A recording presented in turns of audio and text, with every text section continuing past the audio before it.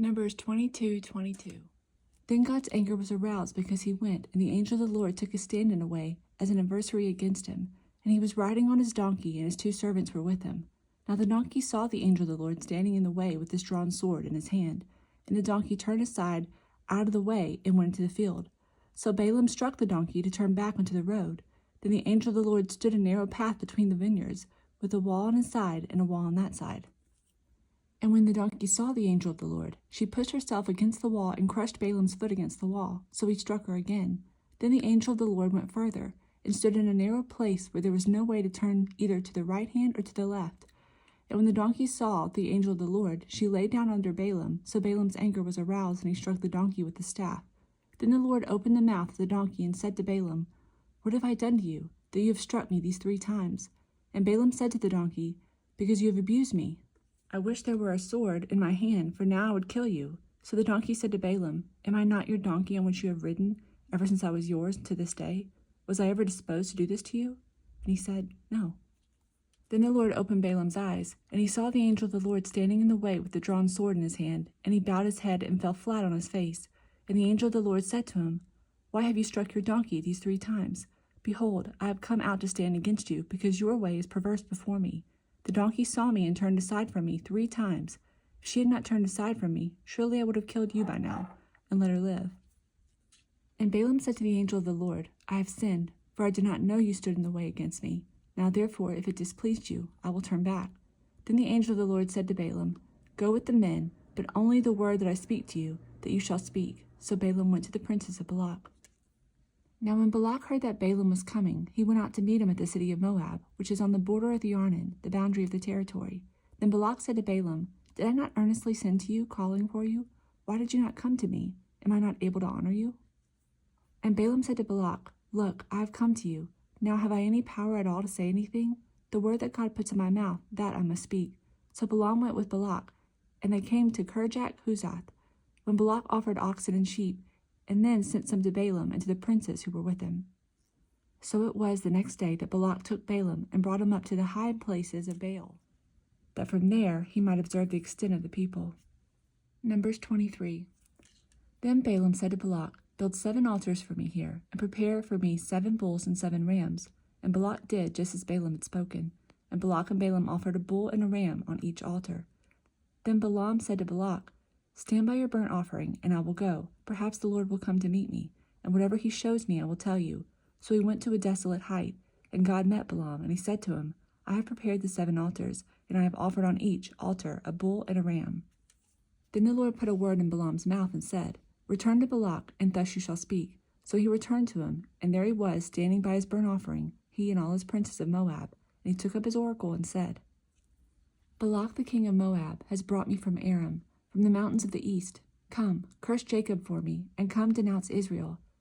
How shall I curse whom God has not cursed? And how shall I denounce whom the Lord has not denounced? For from the top of the rocks I see him, and from the hills I behold him. There, a people dwelling alone, not reckoning itself among the nations.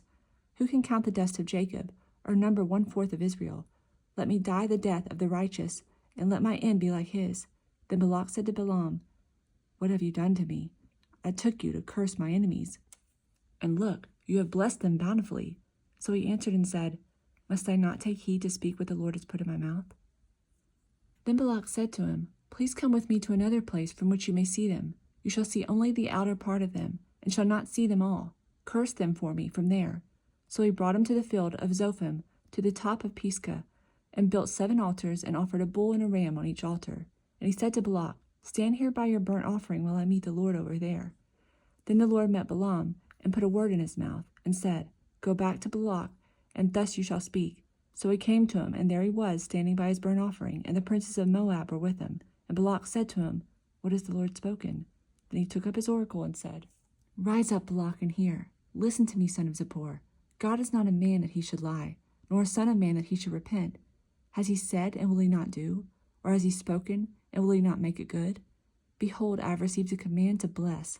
He has blessed, and I cannot reverse it. He has not observed iniquity in Jacob, nor has he seen wickedness in Israel. The Lord his God is with them, and the shout of a king is among them. God brings them out of Egypt. He has strength like a wild ox. For there is no sorcery against Jacob, nor any divination against Israel. It now must be said of Jacob and of Israel, Oh, what God has done! Look, a people rises like a lioness, and lifts itself up like a lion. It shall not lie down until it devours the prey, and drinks the blood of the slain. Then Balak said to Balaam, Neither curse them at all, nor bless them at all. So Balaam answered and said to Balak, Did I not tell you, saying, All that the Lord speaks, that I must do? Psalm 37:32. The wicked watches the righteous, and seeks to slay him. The Lord will not leave him in his hand, nor condemn him when he is judged. Wait on the Lord, and keep his way, and he shall exalt you to inherit the land. When the wicked are cut off, you shall see it. I have seen the wicked in great power, and spreading himself like a native green tree. Yet he passed away, and behold, he was no more. Indeed, I sought him, but he could not be found. Mark the blameless man, and observe the upright. For the future of that man is peace, but the transgression shall be destroyed together. The future of the wicked shall be cut off, but the salvation of the righteous is from the Lord. He is their strength in the time of trouble, and the Lord shall help them and deliver them. He shall deliver them from the wicked and save them, because they trust in him. Luke 6:37. Judge not, and you shall not be judged. Condemn not, and you shall not be condemned. Forgive, and you will be forgiven. Give, and it will be given to you. Good measure, pressed down, shaken together, and running over will be put into your bosom. For with the same measure that you use, it will be measured back to you. And he spoke a parable to them. Can the blind lead the blind? Will they both not fall into the ditch? A disciple is not above his teacher, but everyone who is perfectly trained will be like his teacher. And why do you look at the speck in your brother's eye, and do not perceive the plank in your own eye? Or how can you say to your brother, Brother, let me remove the speck that is on your eye, when you yourself do not see the plank that is in your own eye? Hypocrite! First remove the plank from your own eye, and then you will see clearly to remove the speck that is in your brother's eye. For a good tree does not bear bad fruit, nor does a bad tree bear good fruit.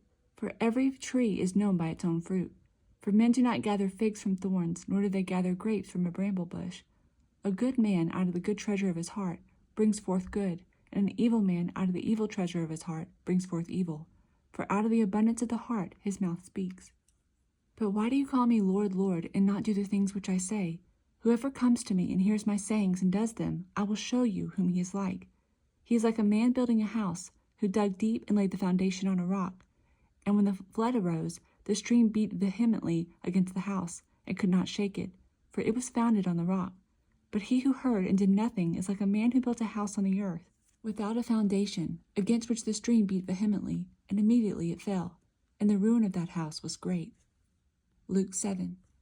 Now when he concluded all his sayings in the hearing of the people, he entered Capernaum, and a certain centurion's servant who was dear to him was sick and ready to die. So when he heard about Jesus, he sent elders of the Jews to him, pleading with him to come and heal his servant. And when they came to Jesus, they begged him earnestly, saying that the one for whom he should do this was deserving, for he loves our nation, and has built us a synagogue. Then Jesus went with them, and when he was already not far from the house, the centurion sent friends to him, saying to him, Lord, do not trouble yourself, for I am not worthy that you should enter under my roof. Therefore I do not even think myself worthy to come to you, but say the word, and my servant will be healed. For I also am a man placed under authority, having soldiers under me. And I say to one, Go, and he goes, and to another, Come, and he comes, and to my servant, Do this, and he does it. When Jesus heard these things, he marveled at him, and turned around and said to the crowd that followed him, I say to you, I have not found such great faith, not even in Israel.